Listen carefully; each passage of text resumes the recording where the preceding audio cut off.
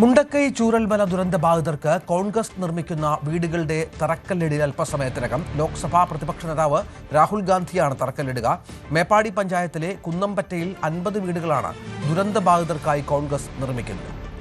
ജയരാജ് ബത്തേരി വിവരങ്ങൾ പങ്കുവെക്കും. ജയരാജ്, അല്പസമയം മുമ്പ് രാഹുൽ ഗാന്ധി അവിടെ വയനാട്ടിലെത്തി എന്നാണ് മനസ്സിലാകുന്നത്. രാഹുലും പ്രിയങ്കയും ഒപ്പമാണ് എത്തിയതെന്ന് മനസ്സിലാകുന്നു. മറ്റെന്തൊക്കെയാണ് വിവരങ്ങൾ? രഞ്ജിത്ത്, മുണ്ടക്കൈ ചൂരൽമല ദുരന്തബാധിതർക്കായി കോൺഗ്രസ് വിഭാവനം ചെയ്ത വീടുകളുടെ ശിലാസ്ഥാപനമാണ് അല്പനിമിഷങ്ങൾക്കുള്ളിൽ ലോക്സഭാ പ്രതിപക്ഷ നേതാവ് രാഹുൽ ഗാന്ധി ഇവിടെ നിർവഹിക്കുക. ഏതാനും നിമിഷങ്ങൾക്കുള്ളിൽ തന്നെ അവരിവിടെ സ്ഥലത്തെത്തിപ്പെടുമെന്നാണ് ഇപ്പോൾ നമുക്കറിയാൻ കഴിയുന്നത്. 2 മണിയോടെ തുടങ്ങുമെന്നാണ് പറഞ്ഞിട്ടുള്ളത്.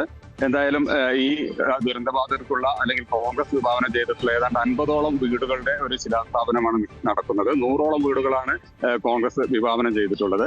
അപ്പോൾ ഈ ഒരു സ്ഥലത്ത് അല്ലെങ്കിൽ ഇപ്പൊ നമ്മൾ നിൽക്കുന്ന ഈ സ്ഥലത്താണ് ഈ വീടുകൾ നിർമ്മിക്കുന്നത്. അപ്പോൾ അതിനുള്ള ഒരു ശിലാസ്ഥാപനമാണ് ഏതാനും നിമിഷങ്ങൾക്കുള്ളിൽ ഇവിടെ നടക്കുക.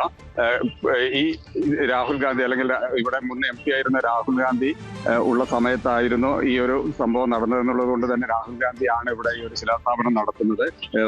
മുഖ്യ അതിഥിയായി പ്രിയങ്ക ഗാന്ധി ഉണ്ടാവും.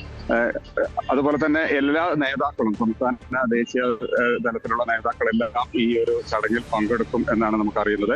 ഏതാണ്ട് 1000 സ്ക്വയർ ഫീറ്റിൽ, അതായത് 8 സെന്റ് സ്ഥലത്താണ് ഇവിടെ വീട് ഒരുങ്ങുന്നത്. എല്ലാ സൗകര്യങ്ങളോടും കൂടിയ വീടുകളാണ് ഇവിടെ ഒരുങ്ങുന്നത് എന്നാണ് ഇപ്പോൾ നമുക്കറിയാൻ കഴിയുന്നത്. അതുപോലെ തന്നെ ഈ ചൂരൽമല ദുരന്തത്തില് കടകളും മറ്റ് അനുബന്ധ സ്ഥാപനങ്ങളൊക്കെ നഷ്ടപ്പെട്ടവർക്കുള്ള ഒരു 5 ലക്ഷം രൂപയുടെ വിതരണം കൂടി ഈ ഒരു ചടങ്ങിൽ നടക്കും എന്നുള്ളത് ഇപ്പൊ പറഞ്ഞിട്ടുണ്ട്. എന്തായാലും നേതാക്കൾ ഓരോ ആളുകളായിട്ട് എത്തിപ്പെടുന്നുണ്ട്. VD സതീശൻ എത്തില്ല എന്നുള്ളതാണ് ഇപ്പൊ നമുക്കറിയുന്നത്. എന്നാൽ കേന്ദ്ര നേതാക്കളായ AP അനിൽകുമാർ തുടങ്ങിയുള്ള ആളുകളെ, അത്തരത്തിലുള്ള വേണുഗോപാൽ, അങ്ങനെയുള്ള ആളുകളെല്ലാം ഇവിടെ എത്തുന്നുണ്ട്. എന്തായാലും ഏതാനും നിമിഷങ്ങൾക്കുള്ളിൽ ഇവിടെ ഇതിന്റെ ശിലാസ്ഥാപനം നടക്കും. രഞ്ജിത്ത്. ശരി ജയരാജ്. കൂടുതൽ വാർത്തകൾക്ക് News 18 Keralam YouTube channel subscribe ചെയ്യുക.